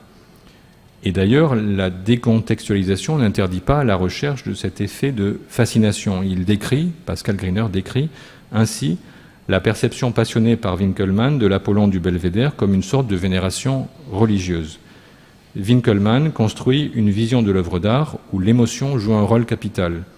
Par cet élan passionnel, je cite Pascal Griner, Winkelmann replace une statue, aujourd'hui muséalisée et arrachée à son lieu originel, dans son contexte authentique, à son époque d'origine. Dès lors, la question serait comment le musée du XIXe siècle prend-il en charge ce nouveau ou ces nouveaux régimes perceptifs qui s'expriment diversement chez un public en constante évolution pour lequel l'art est soudain conçu, je cite Pascal Griner, comme un instrument qui ouvre aux modernes la connaissance des sentiments, des sensations partagées par les civilisations passées. Pascal Griner évoque ainsi des expériences de musée immersifs, déjà à l'époque, notamment le musée des monuments français, où on pouvait se faire une expérience de la présence, notamment par le biais des tombeaux de grands écrivains qui contenaient leurs cendres, c'est le cas de Molière par exemple. Et donc on voit ici un rapport direct avec le culte sécularisé des morts qui va triompher au XIXe siècle, notamment à travers l'idée de panthéon. Et on sait bien aussi que les musées d'art favorisent dans le même temps le culte des artistes illustres. On l'a vu tout à l'heure sur la façade du musée du Prado. À en juger par l'étude d'Eugenia Afinogenova, la réaction du musée du Prado semble être longtemps le déni par rapport à ce challenge, comme on pourrait dire, un repli sur sa légitimité institutionnelle. On peut cependant peut-être interpréter cette salle de la reine Isabelle, 1853-1899, elle a duré presque un demi-siècle, on peut peut-être interpréter cette salle des chefs-d'œuvre, fondée sur le modèle des offices, qui est strictement contemporaine du Salon Carré du Louvre, On peut sans doute la comparer, la considérer comme une espèce d'adaptation, de concession au spectaculaire, en partie en tout cas, pour rivaliser avec les spectacles et les divertissements du Paseo del Prado. On trouve d'ailleurs dans la presse, c'est ce que trouve Eugenia Afinogenova, des comparaisons de cette salle avec le cirque, avec les corridas ou encore avec les combats de coqs. On pourrait penser aussi, sans doute, dans un autre ordre d'idées, à la salle des Ménines, la salle qui est réservée aux Ménines au Prado pendant une très large partie du XXe siècle. Javier Portus a consacré un article à ce sujet qui vient d'être traduit en français par Frédéric Cousinier, et c'est un texte extrêmement intéressant où on voit la mise en scène donc d'une œuvre isolée avec notamment un effet de miroir, parce qu'il y avait un miroir qui était disposé à l'arrière de la salle. Et donc un dispositif qui est sans doute en rapport avec les spectacles concurrents qui étaient sur le Paseo del Prado. Si le musée du Prado semble assez rigide malgré tout et peu apte à rivaliser avec les spectacles visuels qui l'environnent, en revanche, le rapport de la société au musée change. Vers le milieu du XIXe siècle, toute une série de tableaux de mœurs et de textes satiriques existent, on peut les trouver dans la presse, où on se moque du profane, souvent provincial, de son goût excessif pour le réalisme ou même de son attitude religieuse. La seule conduite légitime, évidemment, est celle de l'artiste et du connaisseur. Mais on observe que le rapport de la société au musée change, on observe que des conduites nouvelles commencent à avoir droit de citer, on commence à évoquer des gens qui visitent le musée comme on va au théâtre. On va au musée autant pour voir les gens que pour voir les œuvres. On y va même pour draguer, par exemple. On reconnaît explicitement que la visite du musée, en résumé, est une expérience corporelle, collective et sensuelle, ce qu'elle avait toujours été d'ailleurs, je cite ici Eugenia Afinogenova, en reprenant une illustration de la presse comique de l'époque qu'elle emploie dans son livre. Dans le dernier quart du XIXe siècle, donc, la contemplation de l'art devient officiellement reconnue comme activité de groupe, et les directeurs de musées, c'est ce qu'explique Eugenia Afinogenova, doivent s'accommoder à ce regard collectif et à ce regard sensationnaliste. Je traduis ce qu'elle écrit. Les publics du musée sont désormais imprégnés de culture visuelle qui interfère sensiblement dans leur perception des œuvres exposées, par exemple celle du nu féminin. Ces approches nouvelles de l'histoire des musées impliquent une considération particulière pour l'histoire du regard, d'un regard corporel, comme on vient de le voir, habité par les émotions, d'où l'intérêt, et c'est ainsi que je conclurai, d'où l'intérêt d'interroger les possibles apports des recherches menées notamment par des ethnologues et des sociologues autour des émotions patrimoniales, et je me réfère ici à cet ethnologue disparu récemment, Daniel Fabre, dont les travaux qu'il avait dirigés en particulier, ont été rassemblés dans cet ouvrage, Émotions patrimoniales, dont l'introduction qu'il rédige pour ce livre collectif me paraît stimulante pour reconsidérer les musées. Il propose, lui, de distinguer ce qu'il appelle l'âge du monument de l'âge du patrimoine. Pour lui, ce sont deux époques différentes. Pour lui, l'âge du patrimoine commence dans les années 1960. Et même si le patrimoine existe auparavant, si on en parle auparavant, il pense qu'il serait sain, méthodologiquement, de séparer les choses, et il propose justement cette dénomination pour les séparer. Parlant de l'âge du patrimoine, donc celui qui commence dans les années 60, il dit « cet âge-là fait la somme et prend le relais d'autres façons de faire ». Donc il ne nie pas qu'il y avait quelque chose auparavant, tout en conservant l'essentiel de ce qui fut valorisé, il en étend le périmètre, il en reformule certains principes, il en relègue d'autres. Et il précise « une part de la différence entre le moment du patrimoine et les modes d'institution de la culture qui l'ont précédé tient à la présence nécessaire, à la forme renouvelée, à l'impact et surtout à l'extension très amplifiée des émotions qui le caractérisent.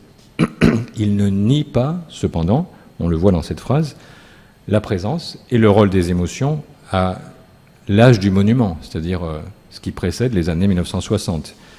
Il décrit même la période post-révolutionnaire comme celle qui pratique une pédagogie de l'incarnation nationale qui commence avec la langue et comporte l'ensemble des contenus textuels, visuels, musicaux, bâtis et paysagers qui actualise le grand récit et l'impose comme culture partagée. Et ce processus d'identification, qu'on observe donc au XIXe siècle, pour lui est le lieu, je cite, où les émotions s'enracinent. Il signale là un sujet qui n'a pas été encore assez étudié. Il dit « Cette généalogie politique et institutionnelle du grand héritage national fait-elle une place à l'émotion ? Oui, sans doute, encore que l'enquête commence à peine sur ce sujet. »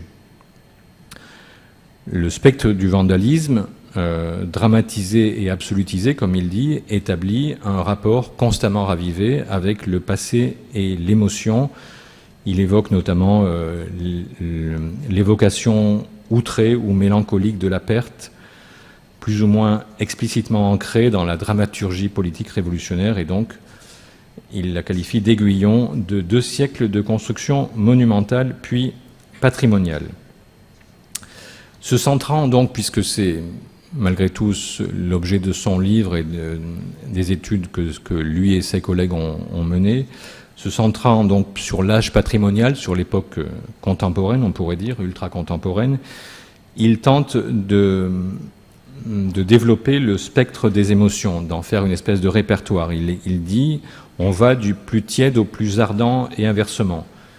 Et surtout, ce sera mon hypothèse, chaque degré significatif semble correspondre à une mise en forme de l'émotion, à une situation que l'on peut décrire et donc caractériser.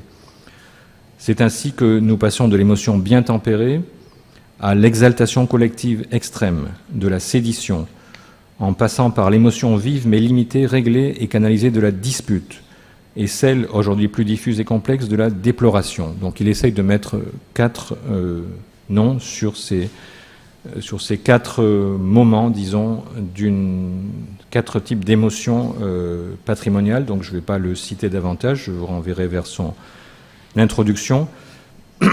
La pertinence de ces analyses, en tout cas, qui privilégie l'âge patrimonial, comme il l'appelle, mais incite aussi à les appliquer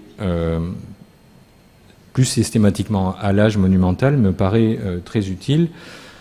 Sans doute, le domaine architectural, urbain, est-il un terrain privilégié de ces émotions patrimoniales ? Je montre ici un tableau de Cecilio Pizarro qui est éloquent de cette mélancolie sur les destructions que subit le patrimoine religieux en Espagne dans les années du milieu du XIXe siècle. Mais la déploration de la perte de tableaux acquis par les Français ou par les Anglais est aussi très présente en Espagne à l'époque. Et là, je citerai un texte de presse, un article de presse paru en 1844, un texte très intéressant par son ambivalence de quelqu'un qui visite le Louvre, un Espagnol donc qui visite le Louvre et qui retrouve un tableau espagnol, un tableau de Murillo, et qui est bouleversé, mais en fait très hésitant entre la déploration, le fait que ce tableau ne soit plus en Espagne, mais en même temps la fierté que ce tableau soit connu par les Français. Et vous voyez comment il conclut par le fait qu'il sent jaillir dans son cœur un sentiment d'orgueil et s'exclame « Murillo era espagnol ». Donc ce type d'émotion complexe, c'est pas une émotion simple, c'est pas juste de la déploration. À mon avis, on aurait intérêt à s'y pencher plus sérieusement. Et dernière piste, si vous m'accordez encore 1 minute. 1 minute, pas plus. Un tableau de Juan de Juanes, une Immaculée Conception que doit sans doute beaucoup apprécier Cécile.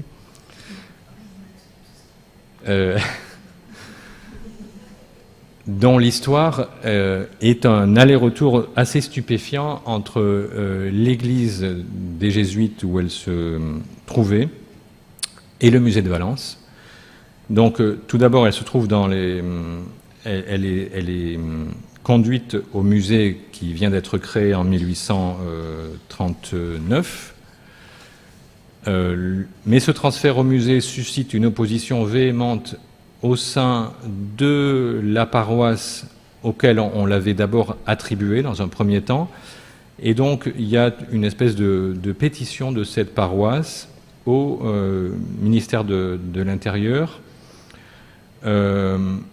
J'essaie de résumer, l'histoire est assez longue. Hein. Le ministère de l'Intérieur confirme son soutien au gouverneur civil, c'est-à-dire au préfet, hein, en disant qu'en raison de sa qualité artistique, ce tableau relève bien de ceux qui doivent être destinés au musée. En plus, la paroisse n'est pas pauvre et elle ne peut donc pas user d'un argument comme celui-là pour le conserver. Et donc, il souhaite le retour au musée. La paroisse adresse une requête à la reine en disant que cette image fait l'objet d'une dévotion spéciale et qu'elle n'a donc pas du tout sa place au musée.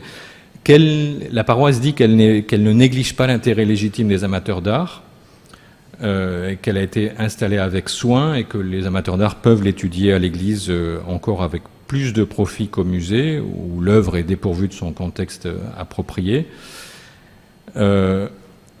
Finalement, la paroisse obtient gain de cause. Et le tableau doit quitter le musée dès 1840 et retourner donc à l'église. Mais en 1868, donc, les événements révolutionnaires vont conduire à nouveau le tableau au musée, jusqu'à ce qu'il réintègre en 1886 à nouveau l'église reconstruite alors de la Compagnie de Jésus, où il se trouve toujours aujourd'hui. Ce cas donc permet de mettre en lumière une argumentation qui ne se borne pas à opposer images de dévotion et œuvres d'art. On note au passage qu'il n'y a pas de symétrie, parce que si l'Église montre qu'elle prend en compte la dimension artistique de ce tableau, le musée, lui, ne prétend évidemment nullement se soucier de sa dimension religieuse. Le degré donc de légitimité acquise par le musée se mesure précisément à la reprise par l'Église d'un discours muséal construit sur le double impératif de la conservation et de l'exposition au public. Et pour conclure, cet article fallacieux annonçant l'incendie du musée du Louvre, du Prado, je ne veux pas être de mauvaise augure, incendie du musée du Prado annoncé donc le 25 novembre 1891 par un journaliste qui voulait attirer l'attention sur les risques que courait le musée en raison des poêles qui chauffaient l'édifice avec beaucoup de sol en bois, etc. Cet article-là, dont l'auteur a apporté un démenti le lendemain, a beaucoup fait réagir et en tout cas a créé une émotion patrimoniale vigoureuse. Et là aussi, c'est un exemple, à mon avis, et je pense que ce n'est pas le seul, de ces émotions patrimoniales qu'on aurait intérêt à creuser pour les musées en Espagne au XIXe siècle. Merci beaucoup.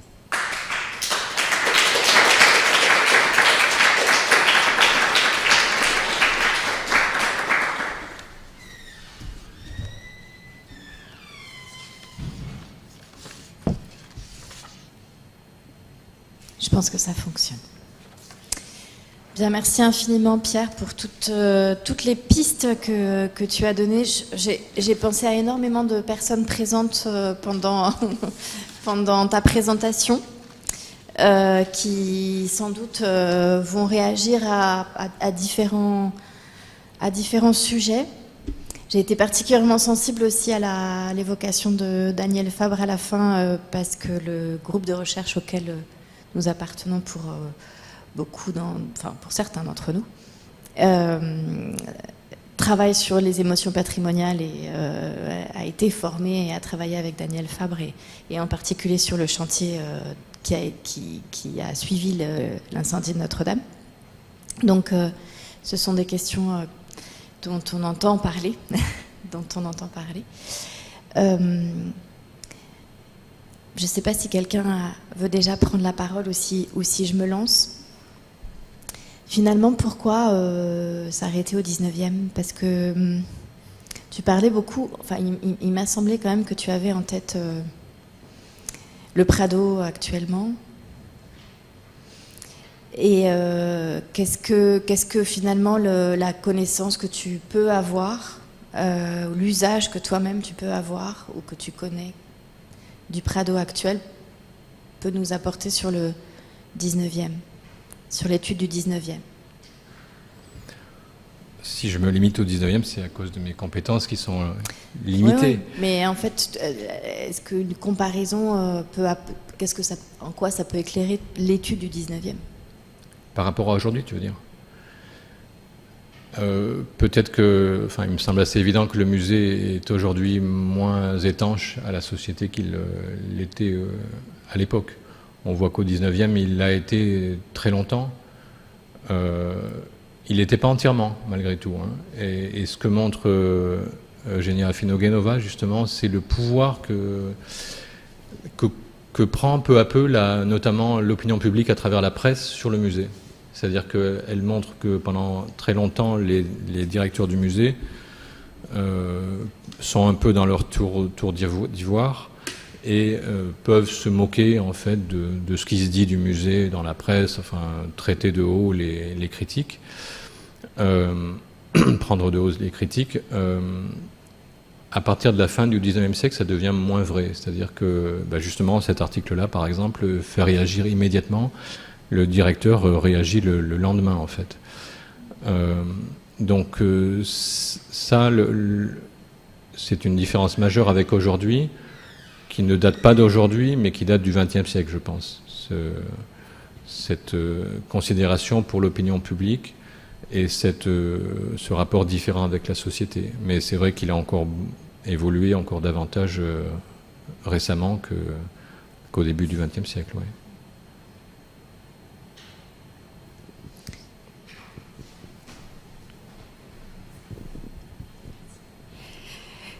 Merci beaucoup. J'avais plusieurs questions pour ma part. Et la première, c'est un peu une question que je me pose depuis longtemps. C'est cette tension qui existe entre, à l'époque de Pons, la revendication d'un esprit national, d'une démarche nationale en tout cas, et l'effacement de certains aspects, notamment architecturaux, qui par ailleurs ont pu être considérés comme régionales, peut-être à une échelle assez large. Est-ce qu'ils ont un sentiment est-ce qu'il y a aussi la conscience du caractère parfois local? Je ne sais pas si je suis très claire, pardon. Est-ce que dans cette volonté d'écrire une histoire de l'Espagne, une histoire du goût aussi, il y a la prise en compte du caractère aussi local du goût qu'ils sont en train d'effacer et pour lequel ils sont en train de lutter, ou est-ce que au contraire c'est vraiment le goût étranger qui est attaqué? Je ne sais pas si je comprends très très bien la question, mais je dirais que, enfin, c'est variable suivant les auteurs, mais pour Pons, l'idée, c'est de défendre le fait qu'il y ait un patrimoine de valeur en Espagne, mais pas forcément qu'il soit, disons, caractéristique, typique, enfin, régional, avec une valeur régionale particulière. Pour lui, l'important, c'est qu'il y ait quelque chose à valoriser et qui ne soit pas forcément dépendant d'autres modèles.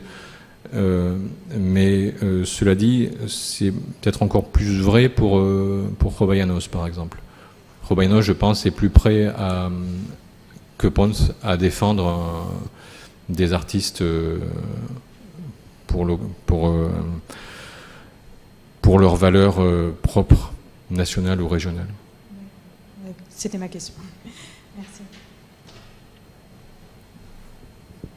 Moi, j'ai une petite question aussi. Est-ce que tu peux nous rappeler, je ne sais pas si ça m'a échappé, À quel moment le mot patrimoine apparaît, enfin patrimonio?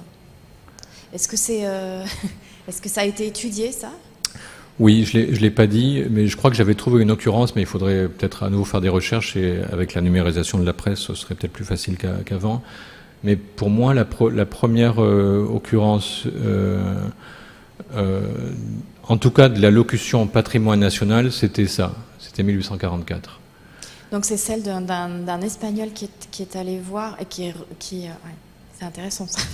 Oui, il en prend conscience à l'étranger. Ouais. Alors après, je ne dis pas qu'il n'y ait pas, avant 1844, des emplois du mot patrimonio et même de la locution patrimonio national dans le sens qu'on entend aujourd'hui. Parce que toi, tu dates quand même cette conscience patrimoniale de bien plus tôt que 1844. Oui, mais le mot vient après, pour les Espagnols.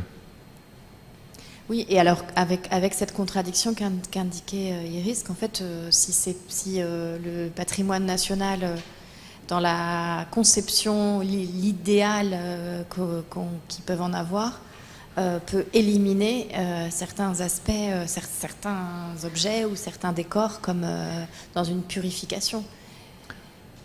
Oui, donc oui. c'est pas l'idée de conservation. En même temps, d'ailleurs, est-ce que le mot le mot conservation, est-ce que c'est quelque chose qui est...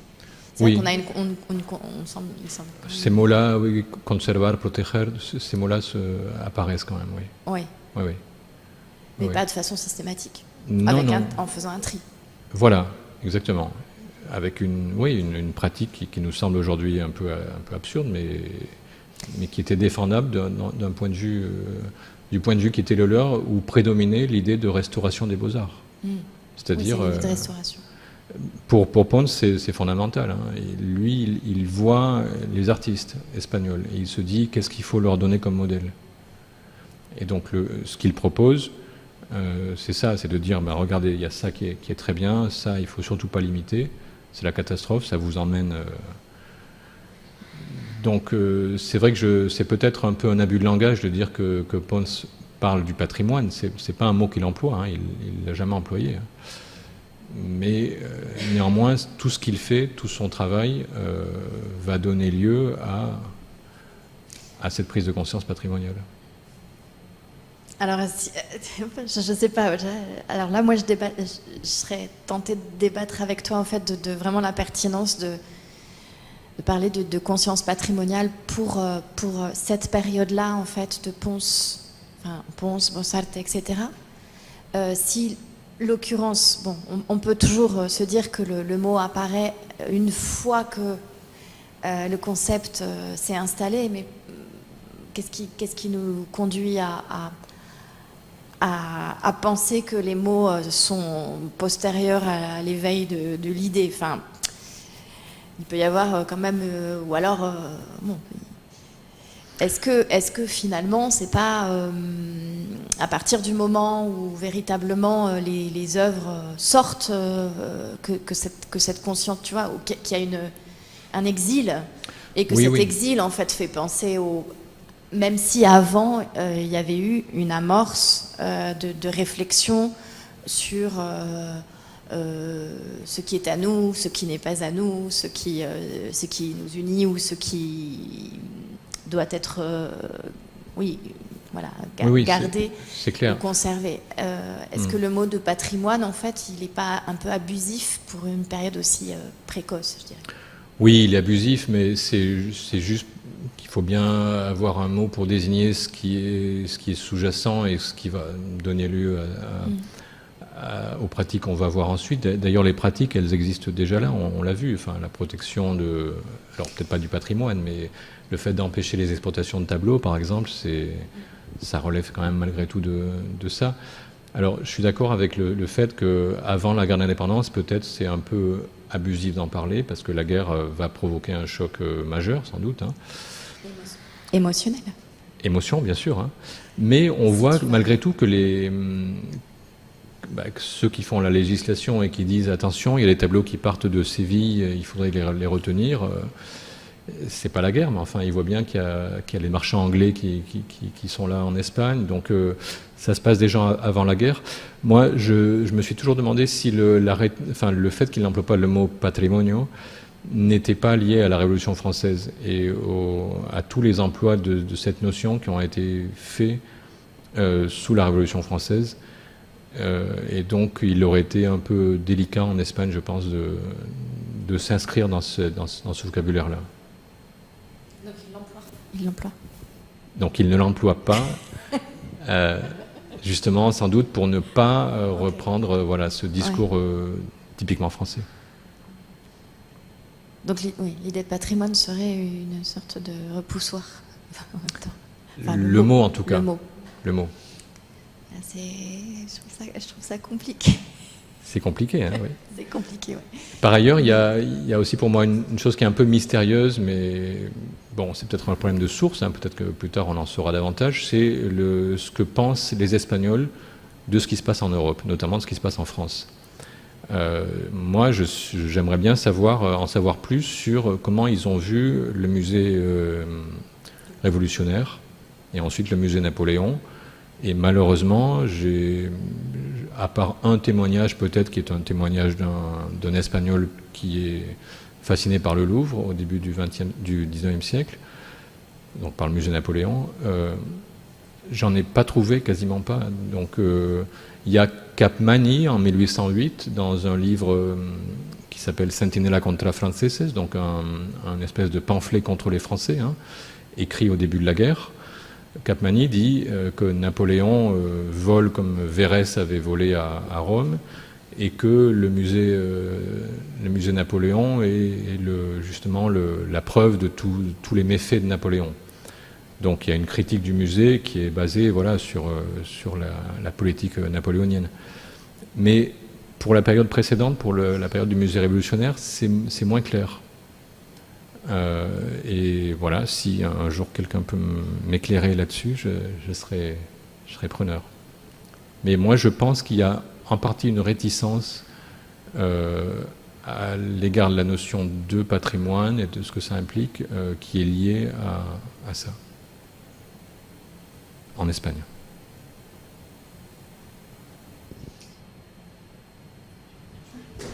Mais non, mais j'allais vous poser exactement cette question, parce que le musée Napoléon, on peut bien facilement comprendre que ce soit un repoussoir, évidemment. Mais le Muséum central des arts, quand vous décriviez justement alors l'émergence de cette conscience patrimoniale, on entend exactement voilà, le rôle des œuvres d'art comme modèle pour les artistes, notamment pour les artistes nationaux. Et on entend tout le discours qui prépare le Muséum central à la fin du règne de Louis XVI. Et donc c'est intéressant parce qu'on a l'impression qu'il n'y a pas beaucoup de contradictions entre le Louvre révolutionnaire et tout ce que vous avez souligné, fait émerger. Mais bon, on manque de sources ou de recherches à mener encore. Oui, je pense. Alors, Antonio Pons, comme je vous l'avais dit, fait un voyage à l'étranger. Il voyage en Angleterre et aussi en France.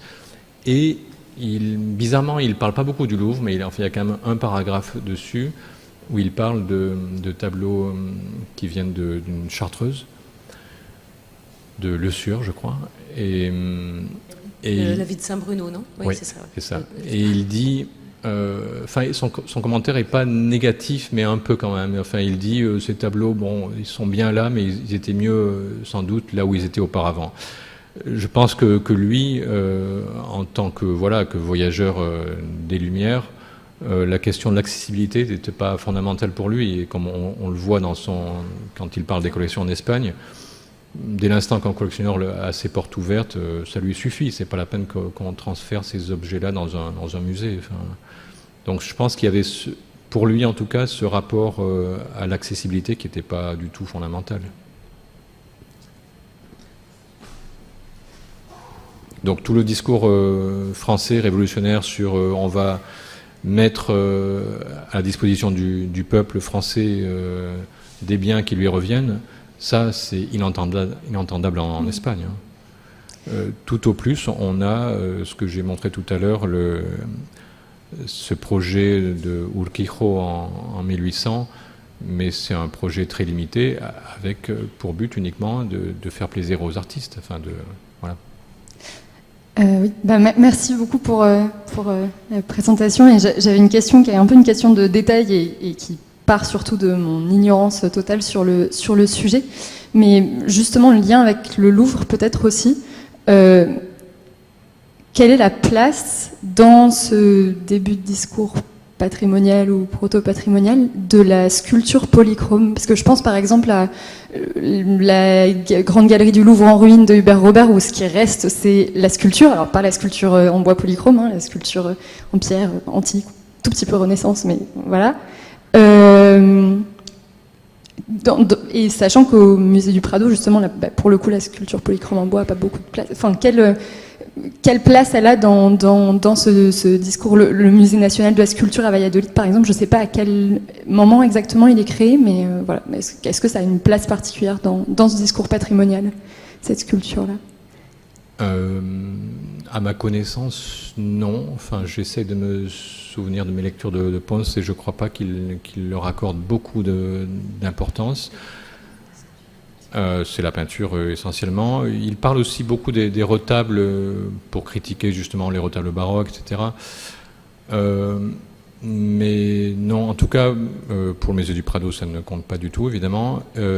Par contre, ça compte pour certains musées provinciaux, et notamment celui de Valladolid, évidemment. Hein. Là, il y a une thèse de Nathalie Cerezales qui traite de cet aspect-là.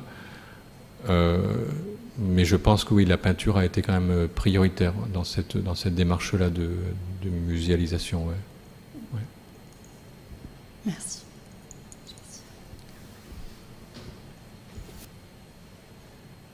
Merci beaucoup. Moi, j'avais une question aussi sur les critiques des étrangers à la peinture espagnole. Est-ce que ces critiques sont détaillées d'une façon ou d'une autre?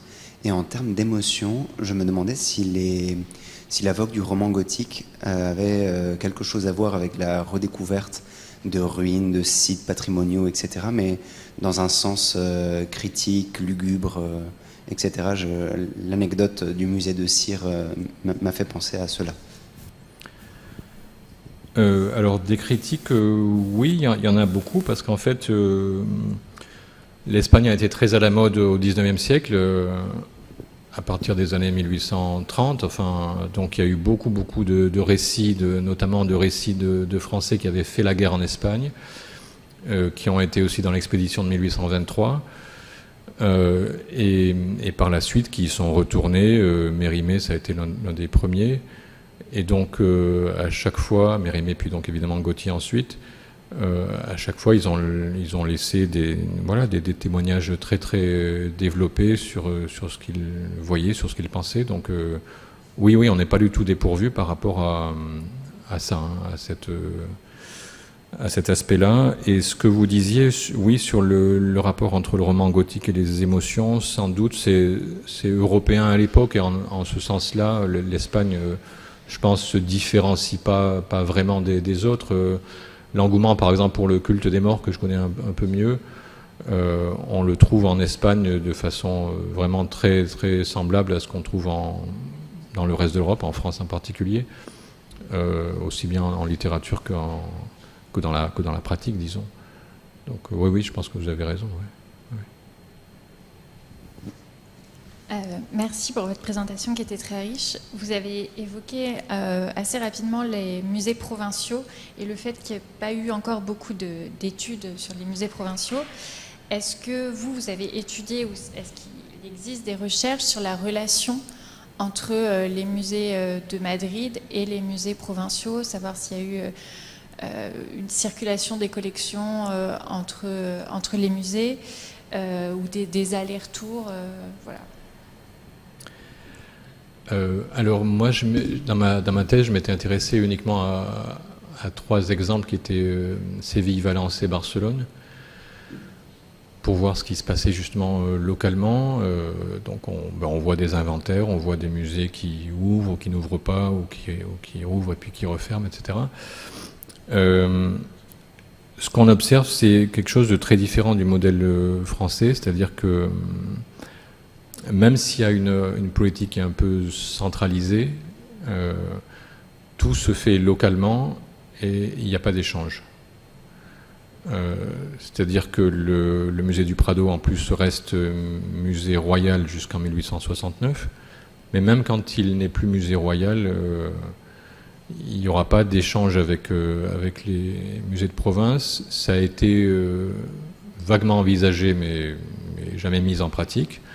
Par contre, ce qui va se passer, c'est que, à cause de cette suppression de couvents, à Madrid, on avait créé un musée qui rassemblait les œuvres venant des couvents de la région, des provinces limitrophes de Madrid.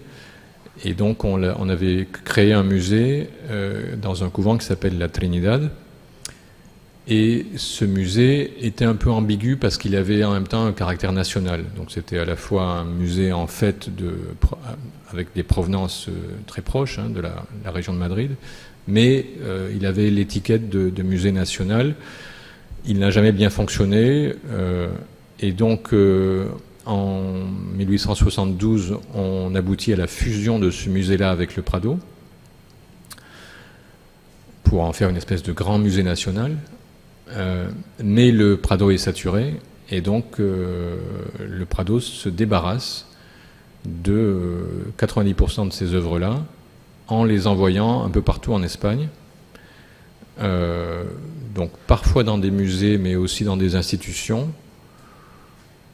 Et c'est ce qu'on a appelé longtemps le Prado dispersé, el Prado disperso.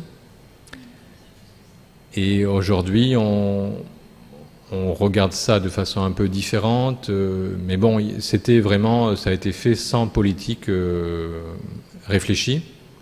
C'était pas du tout comme les envois du Louvre, voilà, c'est pas du tout cette politique-là qui a été menée. Même si, de fait, il y a eu une dispersion des collections du musée du Prado à travers l'Espagne à cause de ça.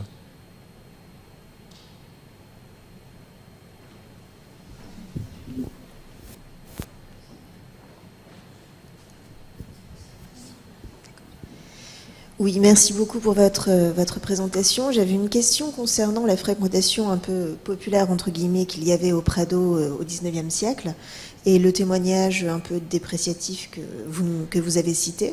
Est-ce que l'on a d'autres témoignages, mais justement de ces gens qui y allaient, enfin, ils allaient au Prado comme ils allaient voir enfin, les expositions de statues de cire ou autres, et pourquoi ils allaient au Prado et qu'est-ce qu'ils y cherchaient? Si c'était juste une balade comme une autre, un divertissement comme un autre, ou est-ce que aller au musée avait peut-être, je ne sais pas, enfin une valeur autre que le simple divertissement, ou je ne sais pas. Eugenia Afinogenova, dans son livre, se base sur les seules sources en fait existantes, ouais. C'est-à-dire la littérature et la presse. On n'a pas de témoignages, à ma connaissance, peut-être dans des correspondances, mais moi j'en connais pas et je crois pas qu'elle en cite, de gens, disons, de catégorie populaire. Voilà, donc elle se base uniquement sur ces sources indirectes. Et ces sources indirectes font apparaître, disons, sans doute une diversité croissante de finalité dans la visite du musée. Au départ, il semble que ce soit malgré tout pour se conformer à une pratique sociale. Enfin, mais ensuite, il y a, semble-t-il, beaucoup plus de liberté, en tout cas d'après ce que reflètent les romans, par exemple. Et on peut supposer que ce que dit la littérature n'est pas totalement fictif et que ces pratiques ont effectivement beaucoup évolué. Le fait qu'on va au musée pour voir des gens, par exemple, ça peut nous surprendre, mais enfin c'était une pratique. Je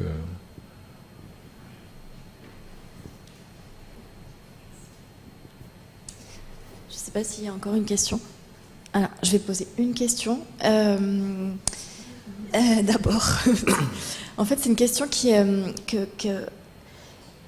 tu as cité le travail de Nathalie Serré-Salès.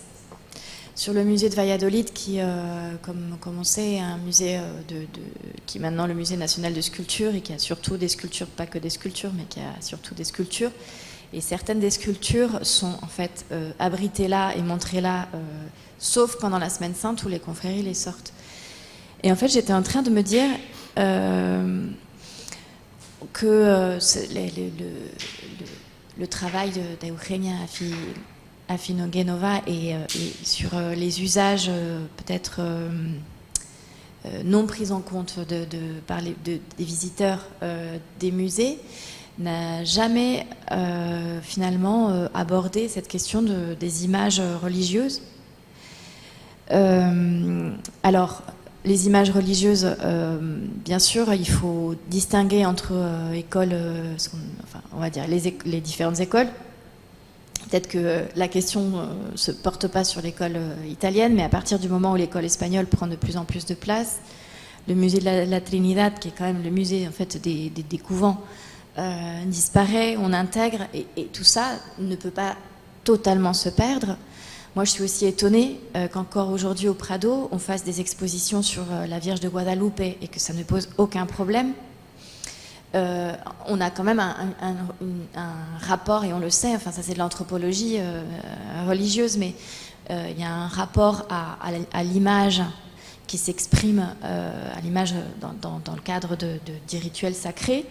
Et ça, est-ce qu'on pourrait quand même se poser la question pour d'autres musée que celui de Valladolid, évidemment pour celui de Séville, auquel on pourrait penser, mais ils sont, enfin, tous sont concernés en fait par ces questions-là. Qu'est-ce que tu en penses ? Oui, c'est compliqué, et là aussi je pense qu'on manque de sources, et que les sources qu'on a,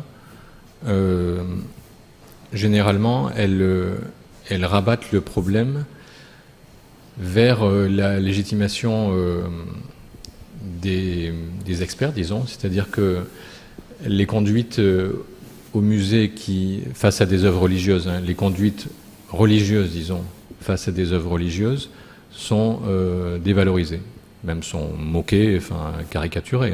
Donc on a des exemples où on voit, on évoque des provinciaux en particulier, mais pas seulement, des gens pas très très cultivés qui rentrent au musée et qui se signent devant la Vierge, par exemple, etc., ou qui se mettent à prier devant un tableau religieux, mais c'est tout de suite disqualifié, en fait.